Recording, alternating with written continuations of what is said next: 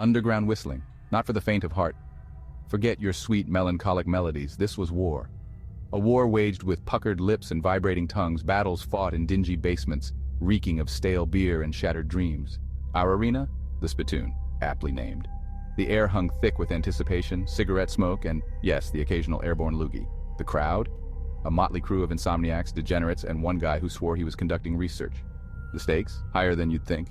Bragging rights for one, a year's supply of chewing gum, the good stuff. And for a select few, a shot at love. Or at least something resembling it. The reigning champ, Whistlin' Willie Wilson, strutted around like he owned the place. He probably did. Willie had lungs of steel and a tongue faster than a runaway hamster. His signature move, the triple trill terror, lethal. Willie's nemesis, lyrical Larry Lipman, paced in the corner. Larry was all about finesse, a regular Mozart of the mouth. He favored classical pieces, much to the chagrin of the spittoon regulars. They preferred show tunes. Or, anything by Britney Spears. The rivalry between Willie and Larry was legendary. Think Coke versus Pepsi, Lakers versus Celtics, Cats versus... Well, you get the picture. It was bitter, it was personal, and it was about to get sticky. Literally. The first round was a blur of high notes and flying saliva. Willie went with The Flight of the Bumblebee. Predictable. Larry countered with a rousing rendition of Beethoven's Fifth. The crowd yawned. But then, things took a turn. A pink, gooey turn. See, this year, there was a new rule in the spittoon whistle-off. All contestants were required to incorporate bubblegum into their act. Why? Don't ask questions. This was the spittoon, remember?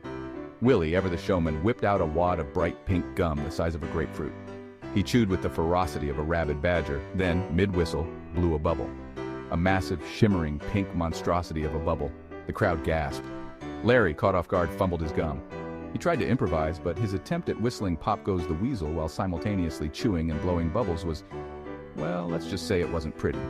The crowd booed, but amidst the chaos, a new contender emerged. A contender with eyes as blue as, well, blue bubblegum, and a smile that could melt even the coldest, blackest heart. Her name? Brenda Bubblegum Betty. Love in the time of treble. A sticky-ass situation. Brenda was a whistling prodigy. She could hit notes that would shatter glass, and she had a knack for bubblegum artistry that was simply mesmerizing. She could blow bubbles in the shape of animals, celebrities, even anatomical diagrams, don't ask. Willie, captivated, forgot all about his rivalry with Larry. He was smitten. Larry, always up for a challenge, was equally enamored. The spittoon had itself a good old-fashioned love triangle with extra spit.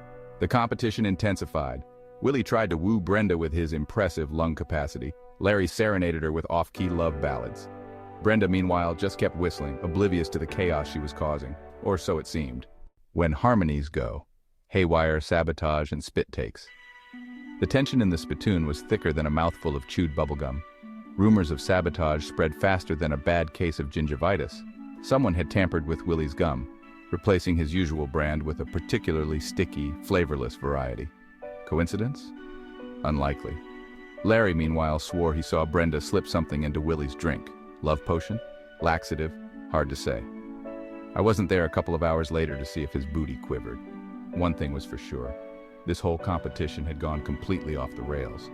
The final round arrived. The air crackled with anticipation and probably static electricity from all the nervous chewing. Willie, his mouth a sticky mess, struggled to hit his notes. Larry, distracted by Brenda's every move, forgot the words to his own song. Brenda, cool as a cucumber, blew a bubble. A single, perfect, shimmering bubble. The crowd went wild. A finale flubbed love bites, bubblegum bombs, and unfinished business. But as the judges prepared to announce the winner, something unexpected happened. Actually, a lot of unexpected things happened. All at once. Willie, in a desperate attempt to impress Brenda, tried to blow the world's biggest bubble. It exploded, covering him in a sticky pink goo. Larry, overcome with jealousy, lunged at Willie, tackling him to the ground. A fight ensued. The crowd joined in. It was chaos.